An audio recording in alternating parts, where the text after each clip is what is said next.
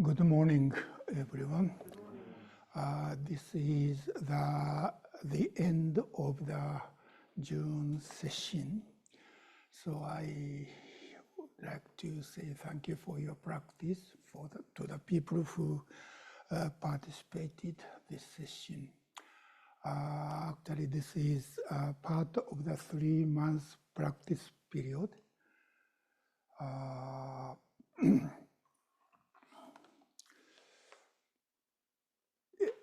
I decided to have session in June, and in May I used to have Genzoe.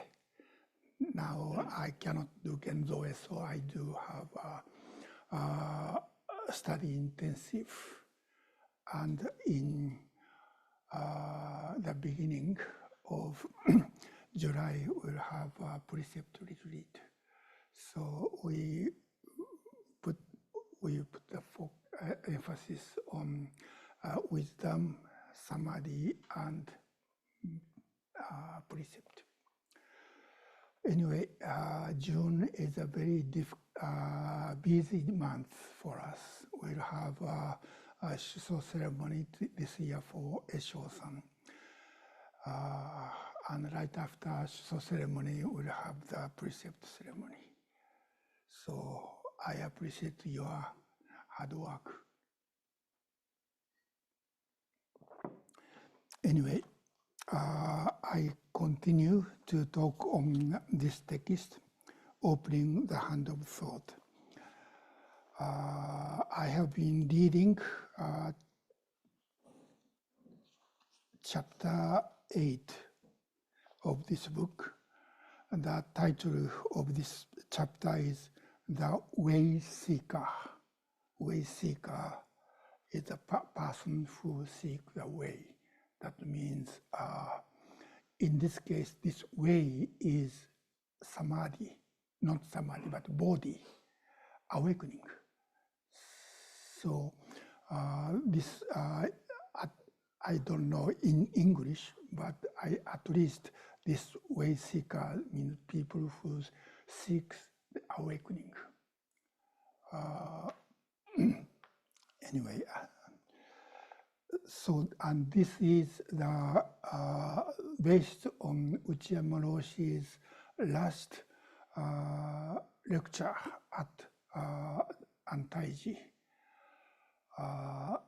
It was given in February 1975.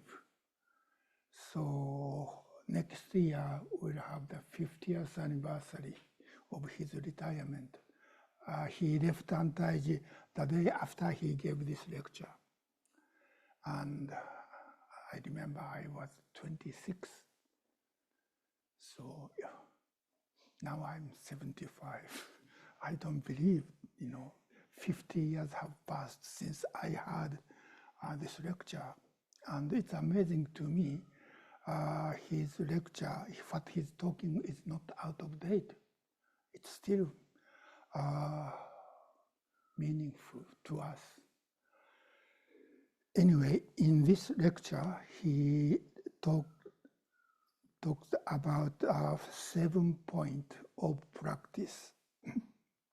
That those 7 points are what he had kept in his mind while he was the abbot of Antaiji, and he wanted to transmit these 7 points to his students or disciples. And when we have our own temple or sangha, he wished or he asked us to keep these 7 points as an important point of the sangha practice. And what I'm talking now is the 3rd point. So far, first of the 7 points is study and practice the Buddha Dharma only for the sake of the Buddha Dharma, not for the sake of emotions or personal emotion or worldly ideas. And the second is the Zen is our truest and most venerable teacher. So our Zazen is most venerable teacher, true teacher for us. And now I'm talking the third point, that is, Zazen must work concretely in our daily lives as the two practices. Two practice is practice of vow and practice of repentance. And the three minds are magnanimous mind, nurturing mind, and joyful mind. And as the realization of the saying, gaining is delusion, losing is enlightenment. So in this section, from page 155, he's talking about this point. And now he is going to talk about two practices, that is vow and repentance.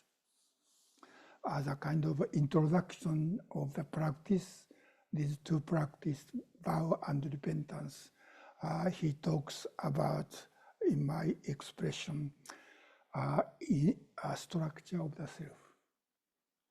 So what he's talking is these two practices, taking a vow and making practice repentance, is not a kind of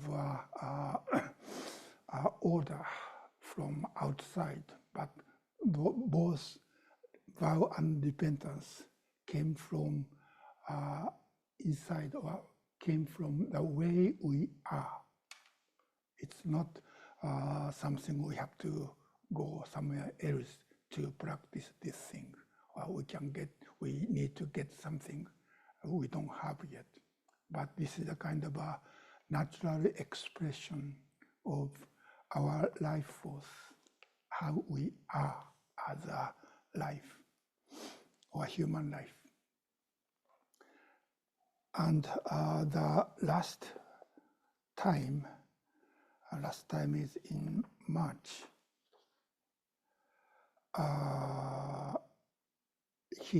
I read the part he talks about this Chinese character Jin.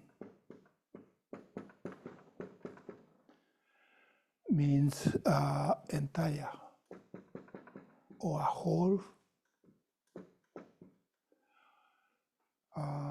And this kanji, or this word, is used by Dogen Zenji very often.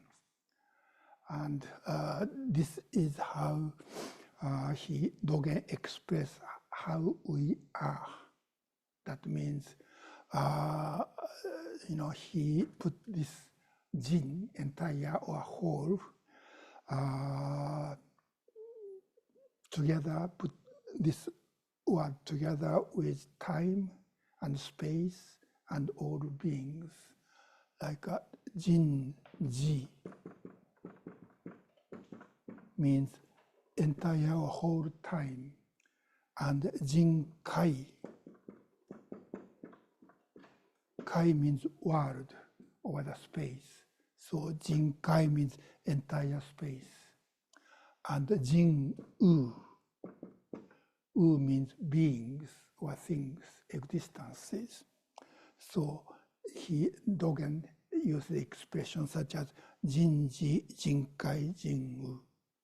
And that is what we are, how we are. That means we usually think we are individual and all others are not me.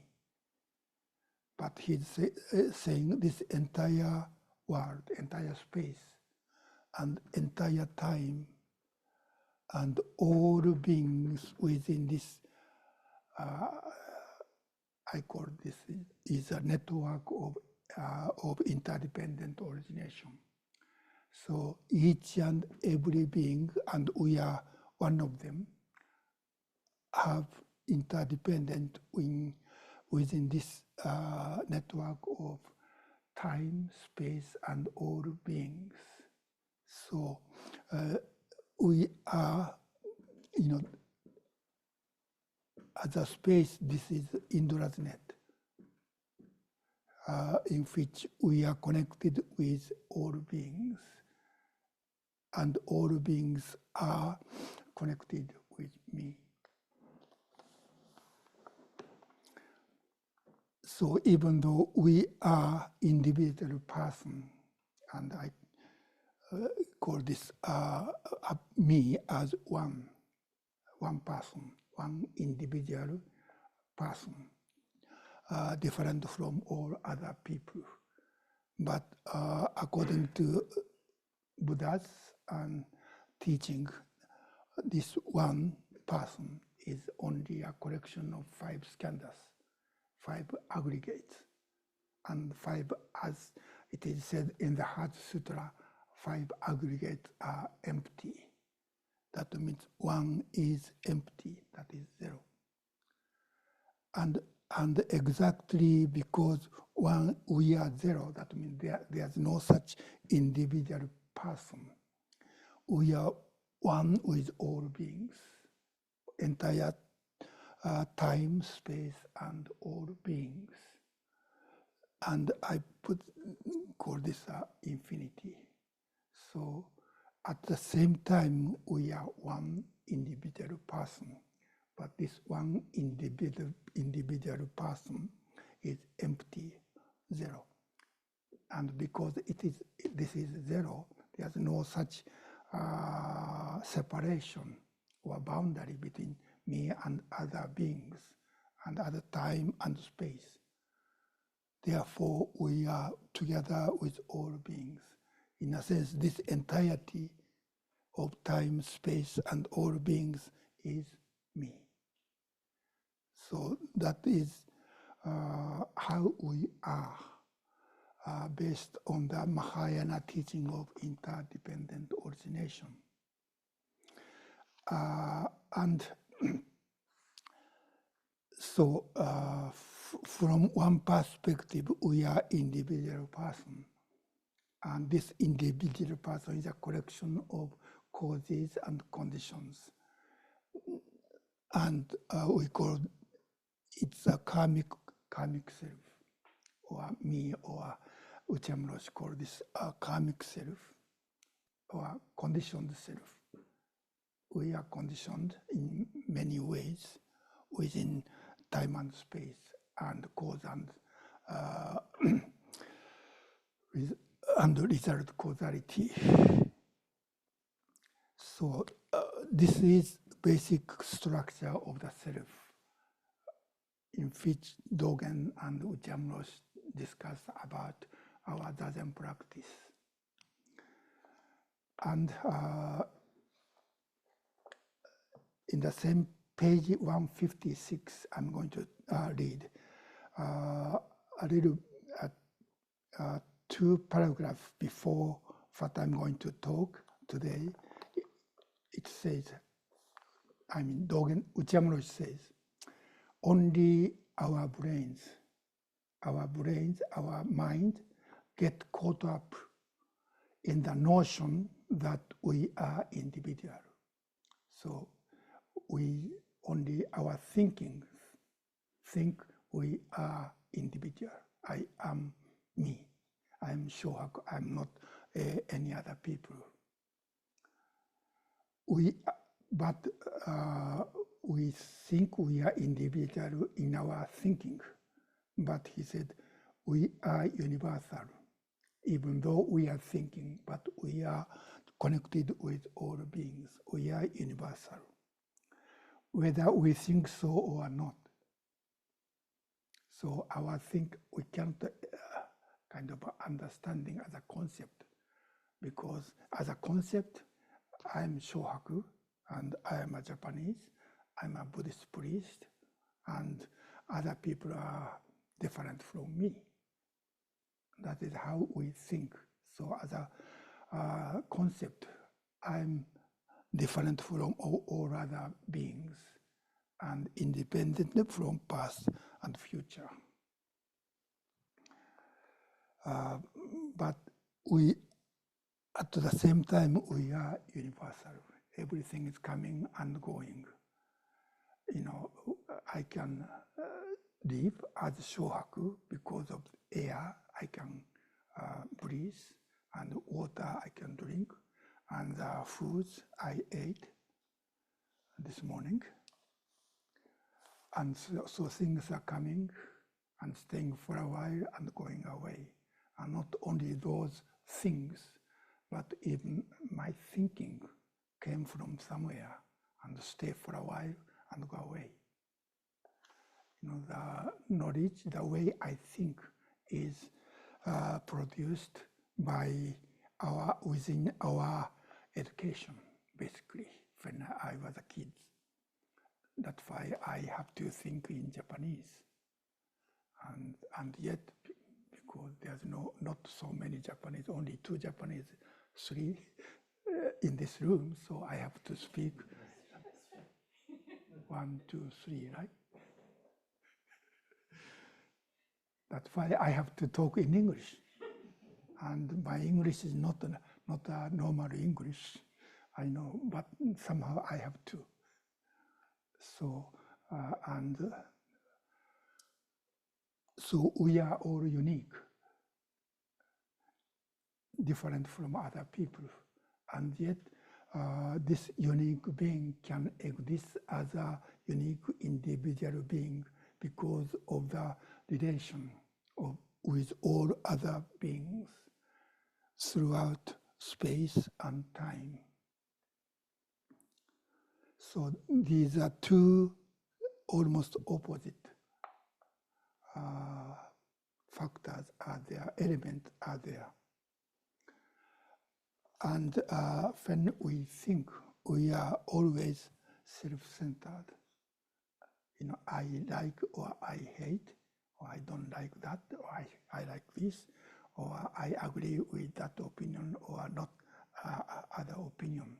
That is always what's happening, and I'm always thinking when something happened, what I should do about this matter, and based on which is better to me. That is how we usually think. Anyway, that is a starting point. Uchiyama Roshi is talking about the vow and repentance. So let me start to read 1, 2, 3, 4th paragraph in page 156, if you have the book. Let me read 1 paragraph. It's no use saying that everything except what our brains come up, which is universal. Thinking is also one of the functions of the universal self.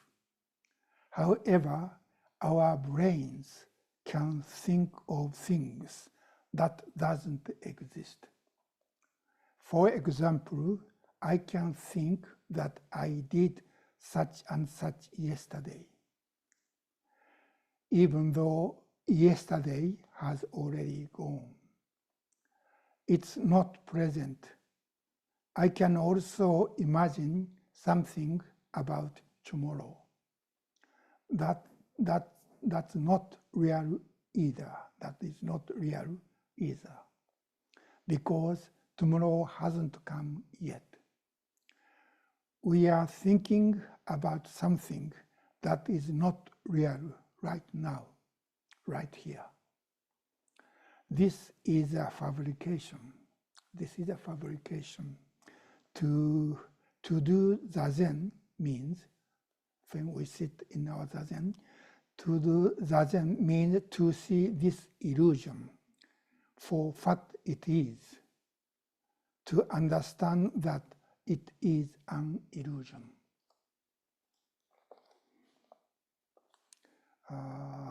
People who participate during this session sat so many period of time. I really appreciate your practice. I practice same way for about 50 years.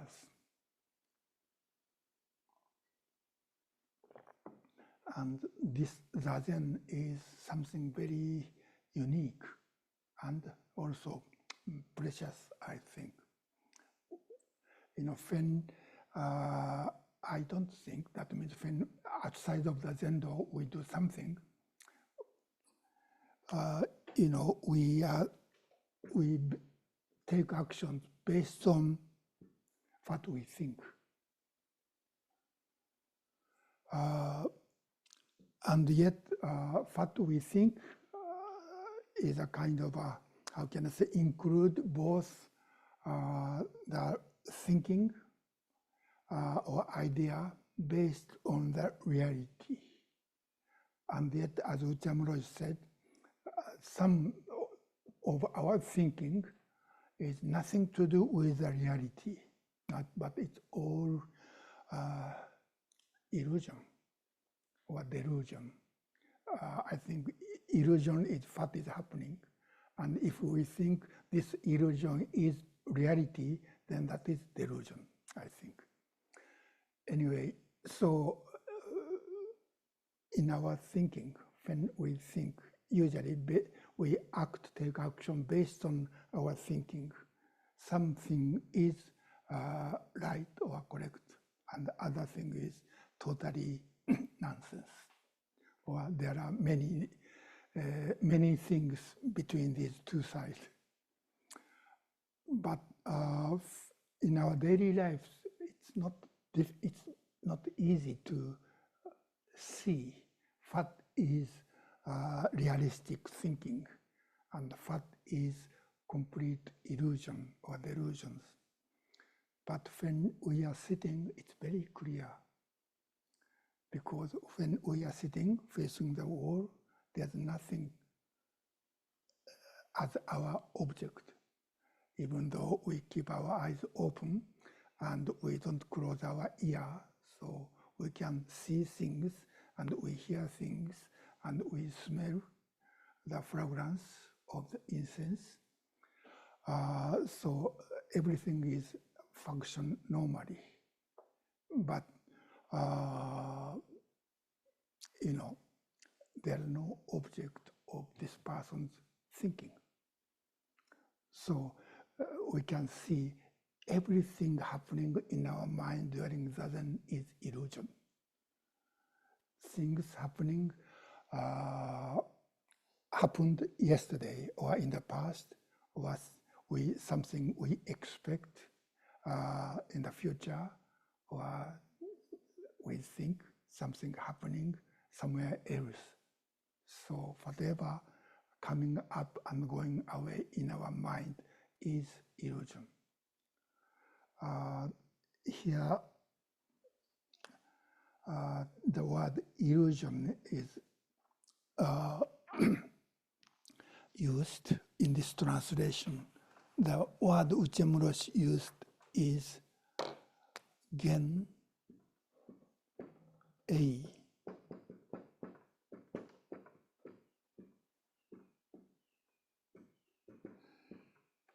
Gen, what is gen in English?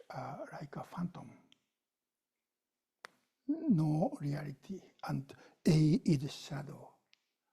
So, and this phantom or shadow is used as one of the examples of things empty. So in our Zazen, all thoughts are empty. So we don't take any action based on things coming and going within our mind during Zazen. So it's safe. It's safe. We can open our hand, let go of them. Let go of them means let them come up and let them go away. We don't grasp and we don't fight against it, or we try not to eliminate them, but just let them come and let them go. That is how we clearly see all those things happening in our mind are gen-A or illusion or empty. So even if we don't take action, we are safe. Nothing happens. This is really a precious thing to me. In our daily lives, whether our mind is realistic or complete phantom, somehow we have to do things. We have to take action. And sometimes it's correct, and sometimes it's complete mistakes. And that is how our life becomes samsara. We always neglect what we did. Or we always have a kind of a hope, something happen, something desirable happen in the future. So in our daily lives, this illusion and reality are mixed in our mind. And it's difficult to make clear distinction, this or that. But during sesshin, all things happening in our mind is illusion. So we can open our hand, letting go. And when we, how can I say, accustomed with this sitting and letting go, somehow even in our daily lives, we know, we understand, we don't need to take action based on all the thinking we have. So we have a kind of a freedom, flexibility that we should do this based on this thinking, or this is not realistic thinking. So we can just open our hand, let go.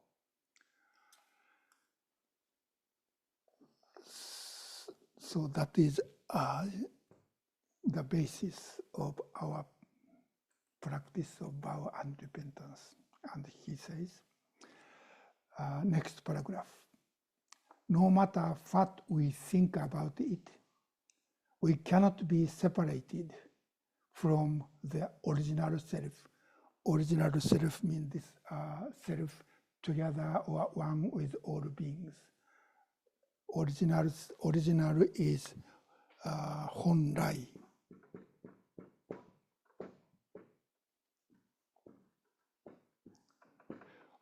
Means from the beginning. The self from the beginning or from the origin. In this case, origin means even before we are born. Or in Zen it said it's before our parents were born. So that is original self. And we are universal, whether we are alive or dead. He said, even when we are dead, we are universal. I don't know what this means. That means this entirety of interdependent origination is me. So even this person as individual is dead, still it's there. So we are universal whether we are alive or dead. At the same time, it's also true that we cannot be separated from our individual personal self. And this individual personal self is seirai.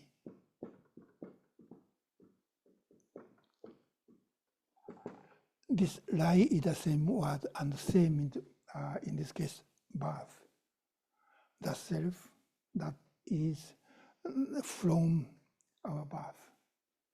That means since I was born, I have been this individual person. But originally, this is much older and much broader. But both are there, and we cannot separate these two sides. So at the same time, it's also true that we cannot be separated from our individual personal self either, which has the karma to produce all kinds of delusion. So we can conclude that the human condition, the life, the human condition of our life. Existing involves existing in the midst of this relationship between personal self or karmic self and universal self. A person who is individual, separate, different from others, and we have to take care of this particular, in my case, particular 5 aggregate named Shohaku.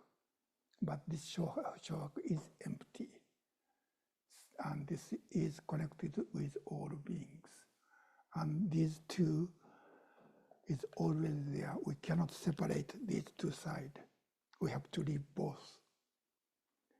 And from this, in my expression, structure of the self, both are there. From here, Uchiyama was discuss about the vow and repentance. So, next paragraph.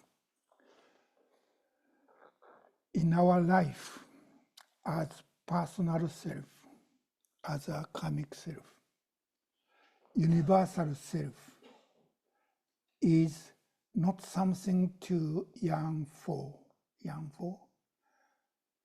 It is the direction. It is the direction toward which we should aim. Let me read this paragraph first. This is the meaning of vow. The first of the 4 bodhisattva vow is, sentient beings are innumerable. I vow to save them all. This means to settle as universal self. Wherever that life naturally settles. The second vow is, craving are inexhaustible. I vow to extinguish them all. This means refraining from being dragged around by one's thought.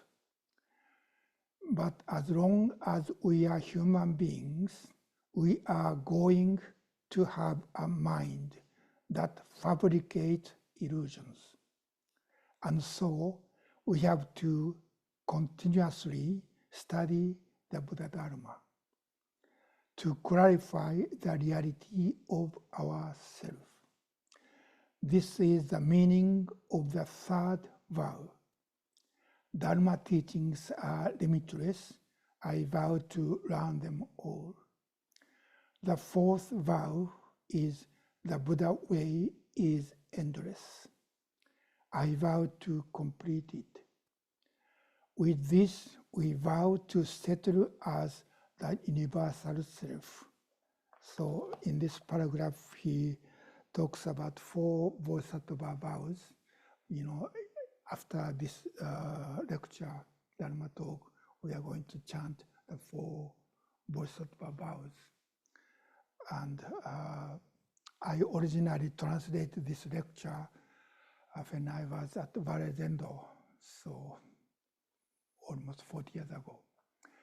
And I revised the original translation with Tom Wright in the 80s, so still many years ago.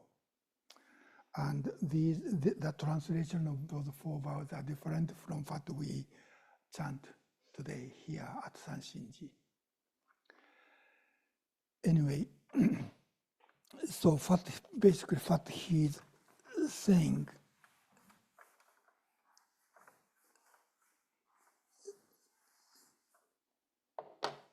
is, let me draw this again.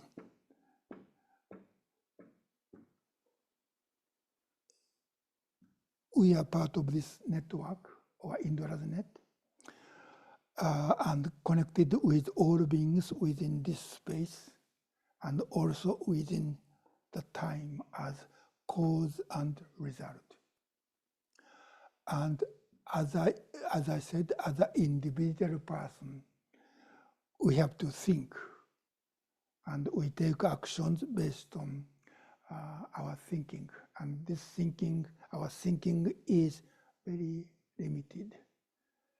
we cannot see this entirety, but what we can see is only tiny part of this network. And within that is our limited view, world view. And within this limited world view, we think I should do this or that, whether good or bad, or right or wrong, or the realistic or not realistic. Somehow we have to make decision, make choice and decision based on our discrimination, what is right, what is wrong. That is what we do. And this is how we live as an individual, karmic individual person. And yet, from another side, this person is empty, and this entirety is me.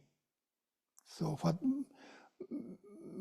Uchiyama Roshi is talking about is when we see from this individual being, that is a really tiny part of this network, and we see our original self as the entirety of this network.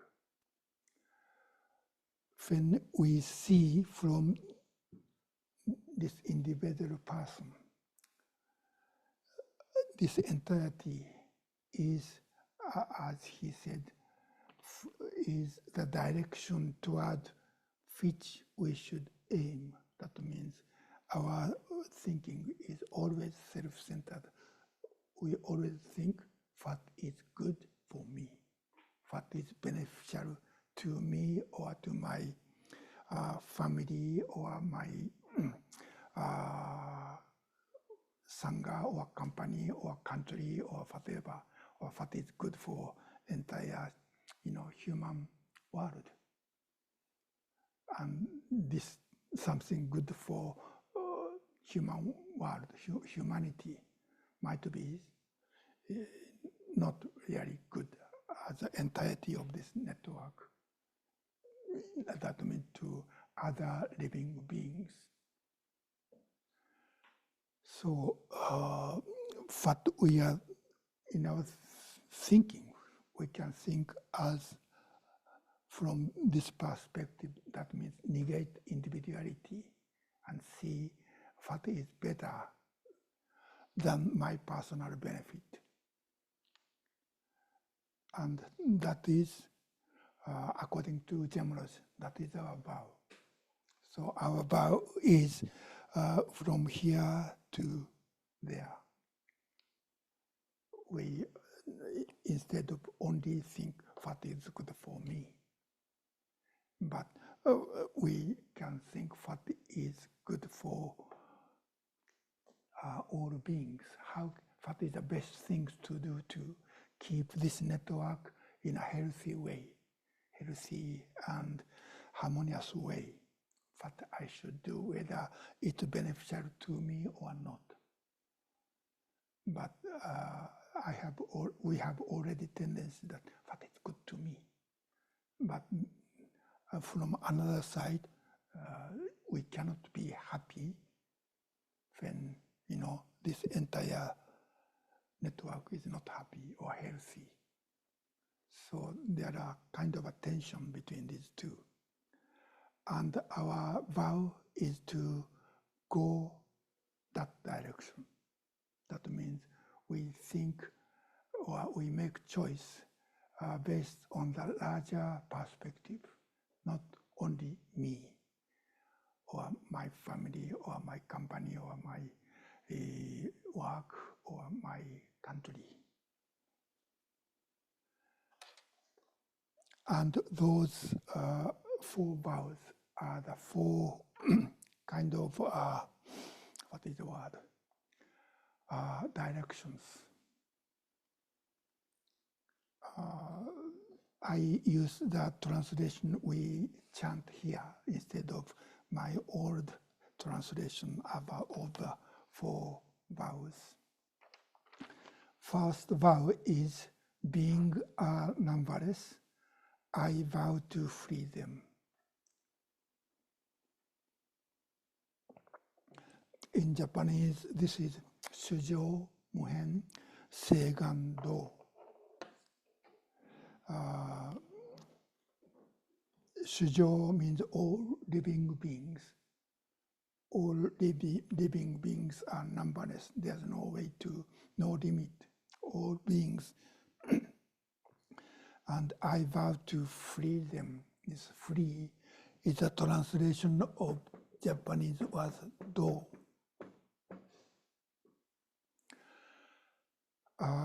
So in Japanese, this vow is Shujo Muhen Seigan Do.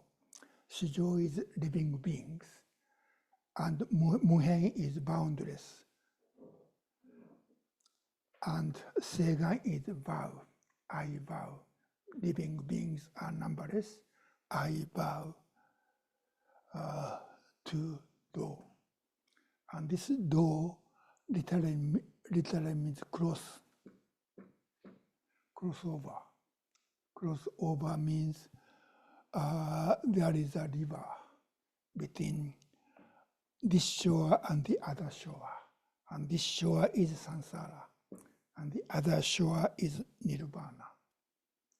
And kind of a basic image of Buddhist practice or Bodhisattva practice is we help others to cross over this river and help them to enter nirvana. That is the meaning of this first vow. So before we cross over, we help all others cross over and enter nirvana.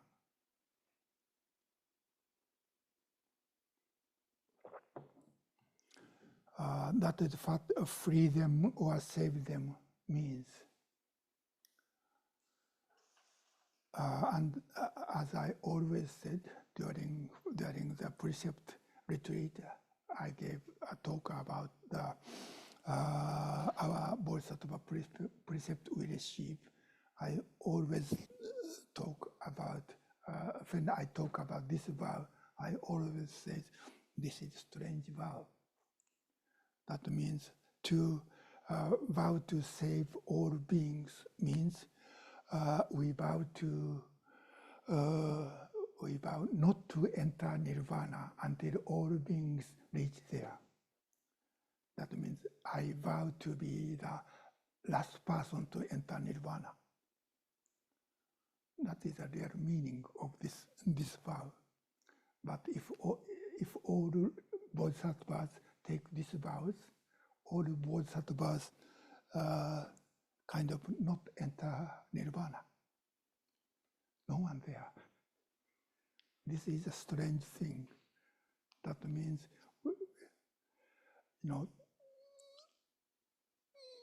I think that means there's no such river. That means all the bodhisattvas are working in this shore, not the other shore. And there's no such river or boundary between samsara and nirvana. That means we can find both samsara and nirvana within this shore, means here and now. Whether we feel suffering, we feel this is a part of transmigration, not from life after life, but moment after moment, we transmigrate depending upon our thought. Sometimes we feel we are as happy as heavenly beings, but next moment we could feel that we are hell dwellers. And not only 6 realms, but there are numberless different realms, and nothing stays forever. So our condition is always changing. That's how we transmigrate within this lifetime. So we have to practice here and now.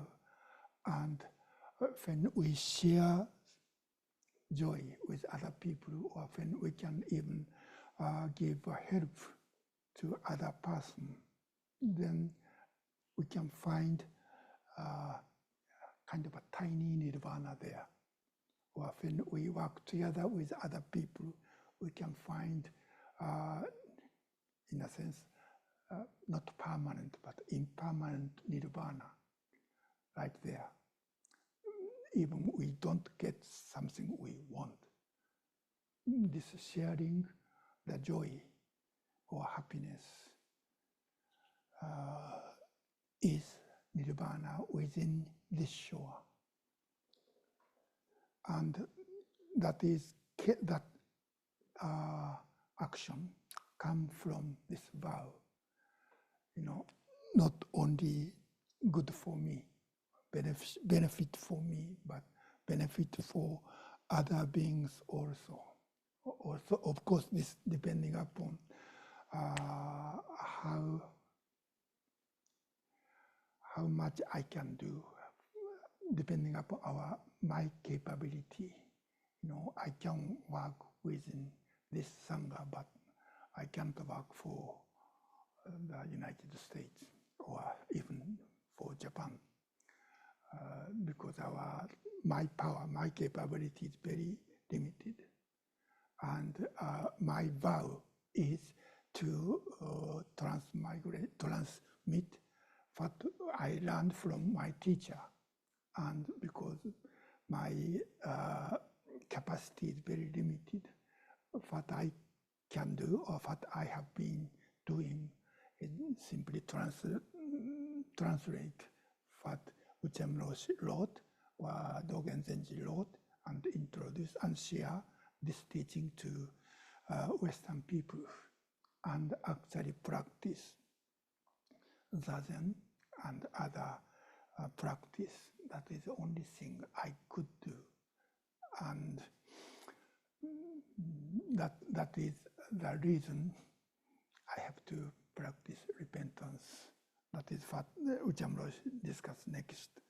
But somehow I have been doing what I can do, what my karmic person, karmic body and mind can do. So we have to, we cannot save all beings. But it's kind of a difficult thing to take care of this myself, only these 5 skandhas. But even we can do something that might be helpful to others, then that is our vow. And we cannot do everything we need to do. That's why we need to repentance. Anyway, that is the meaning of this first sentence, first Bodhisattva vow. Beings are numberless, I vow to free them.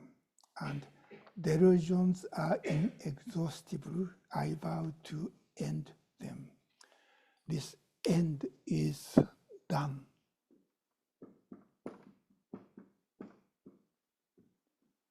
Done means actually cut off. And I don't think we can cut all the delusive thinking or elusive thinking and let them and make them never come back again. But we can, in the case of daring Zazen, by letting go, opening the hand of thought, we can cut off, and we return to just sitting. That is how we can cut off all delusions, delusive thought. And during Zazen, in the Zendo, all thoughts are delusive, so we can let go of any thought. We don't need to make choice which is accordance with reality and which is disordered perception. Everything is disordered, not disordered, but elusive. So that is what we do during the Zen, and in our daily lives, we have to make choice. What is based on the reality, and what is simply delusive or elusive or fantasy.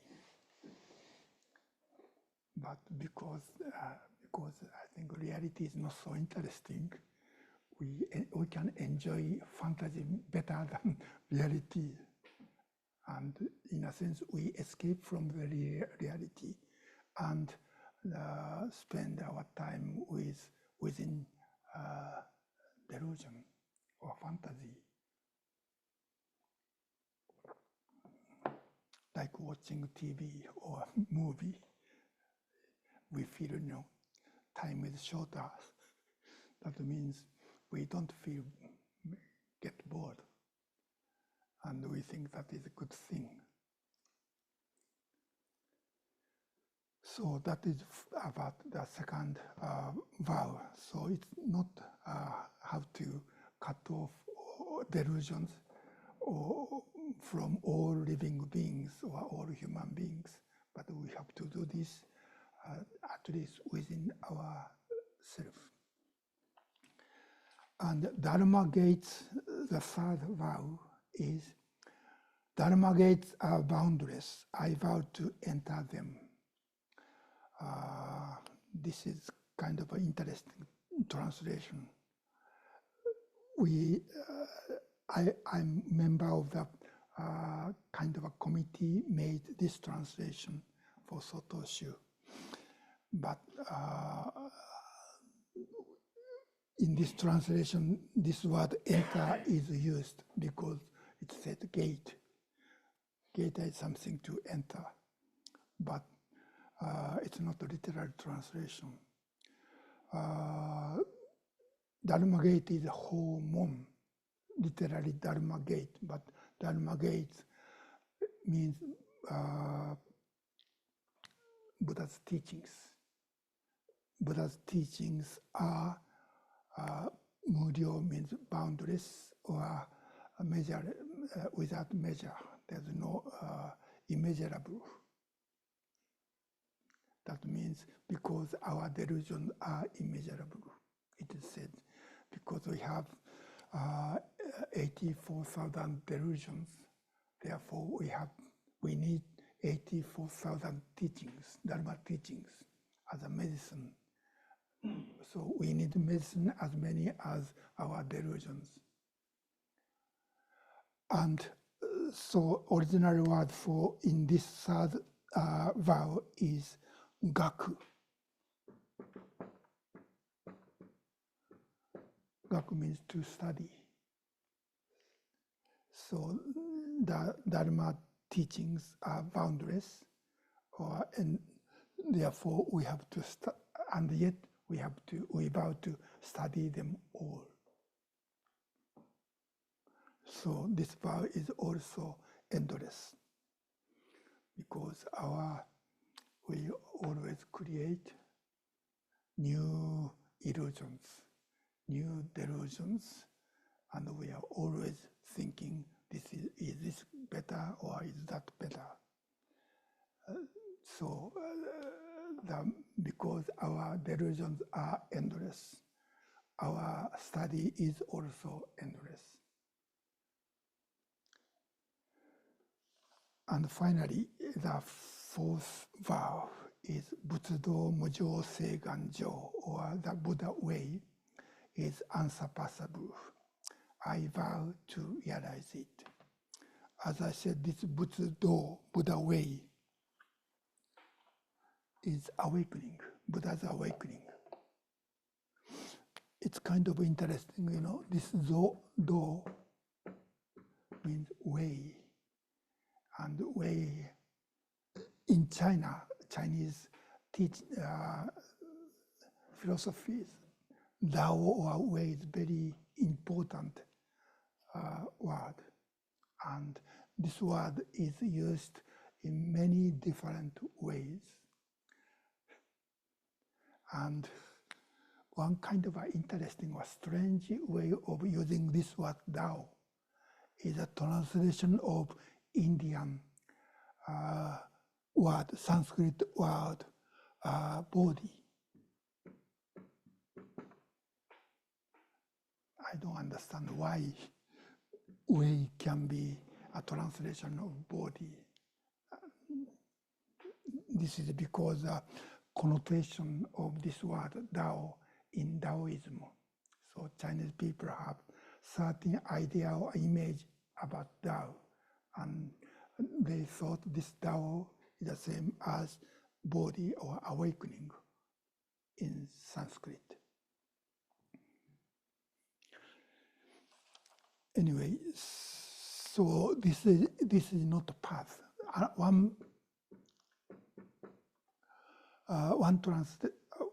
One of the way this law is used in Chinese translation of Buddhist term is path.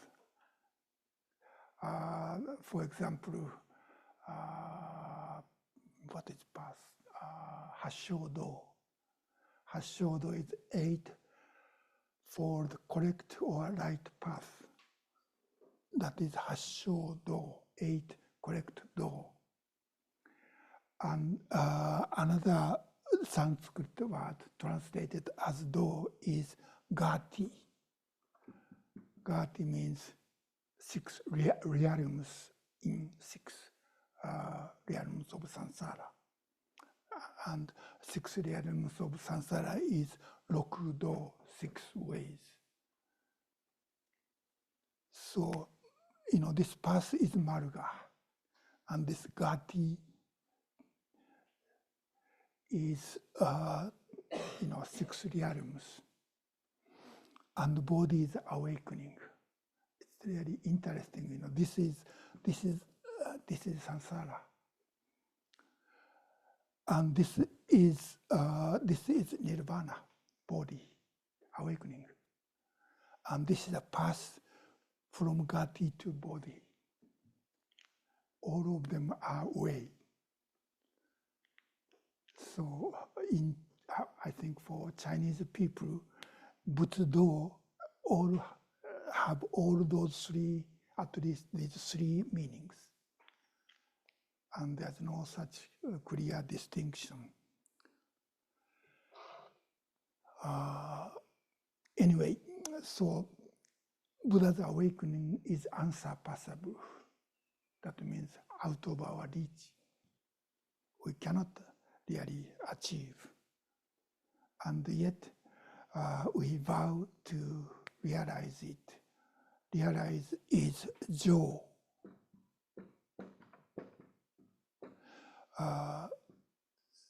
Jo is complete. And a common expression of Buddha's awakening is Jo-do, complete awakening, complete the awakening, or achieve, accomplish the awakening, Anuttara Samyak Sambodhi.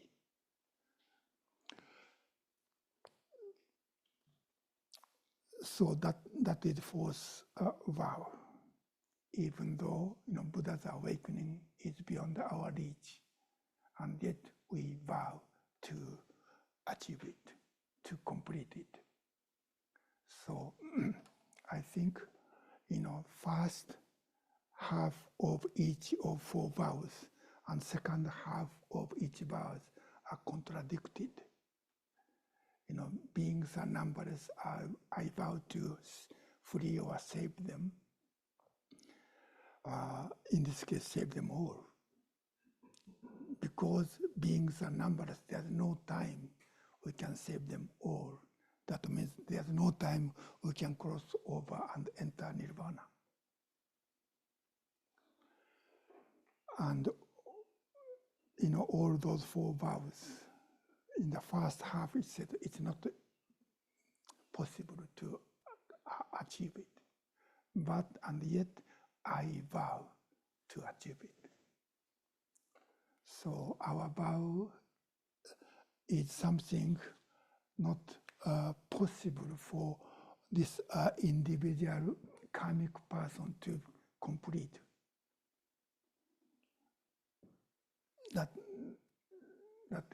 That's why this vow, these four bodhisattva vow is endless vow. There's no time I can say now I have completed all those four vows. That's why we need repentance. No matter how much we practice or how hard we work, still it's not complete. So this repentance is kind of awakening, awareness of this incompleteness. So in bodhisattva practice, repentance is not necessarily means I'm sorry, I did such and such mistakes. Of course, that is a part of repentance. If we make some mistakes, I have to say I'm sorry, I try not to do it again. But basic meaning of this repentance is, I'm not perfectly one with all beings.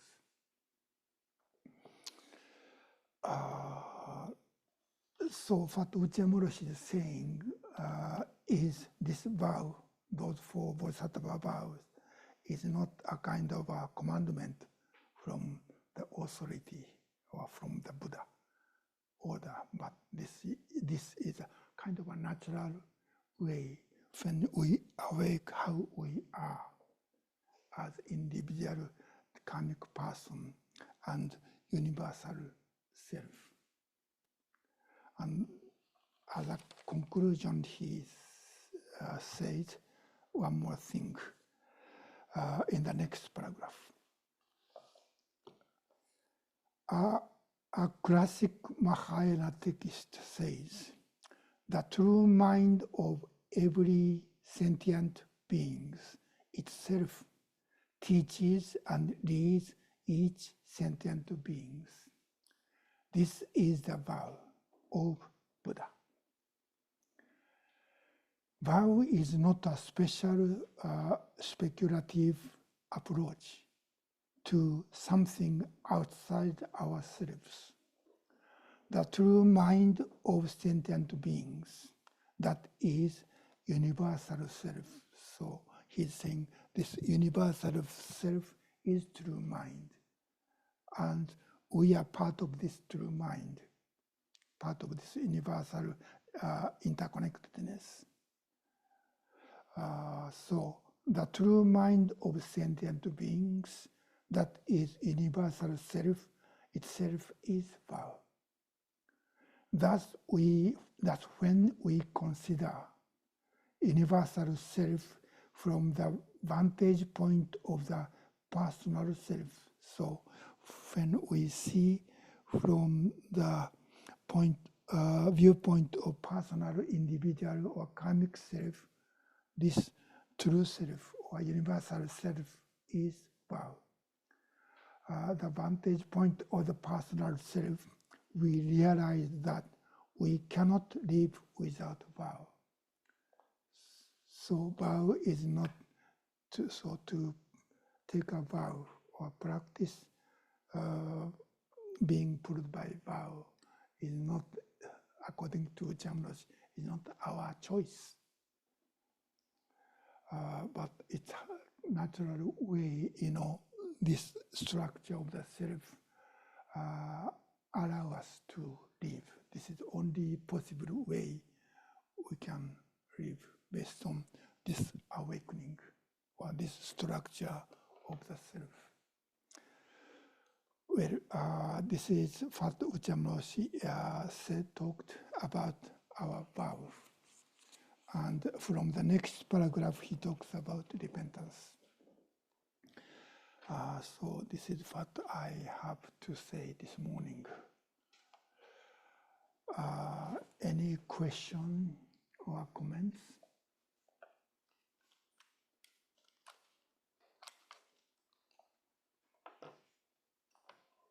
Anybody in the room have anything to say? Ask. Small temporary nirvana stall, temporary nirvana? Moment by moment nirvana. Okay, I'll just put my head around that idea.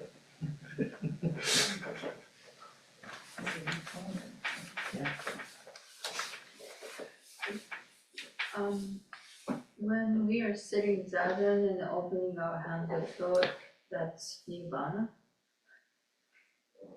I think so. I think so. This entirety is nirvana. And within nirvana, we create samsara, I think. Often I think I don't like that and I'm still sitting. That make our zazen suffering. So sesshin can be samsara.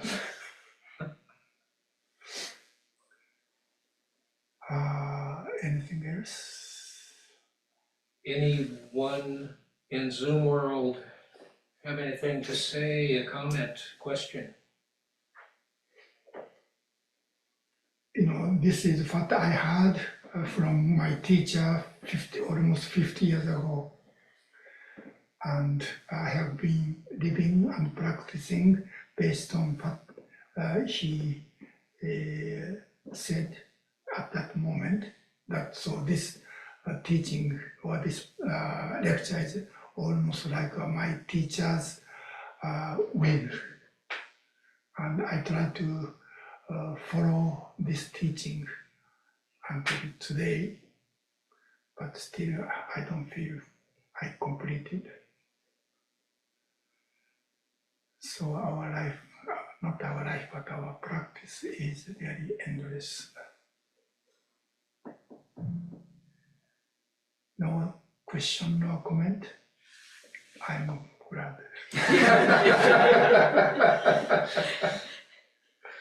So can I have a comment just to say how grateful I am for you. please? How grateful I am for you. Thank you. Okay. Okay, Thank you. thank you.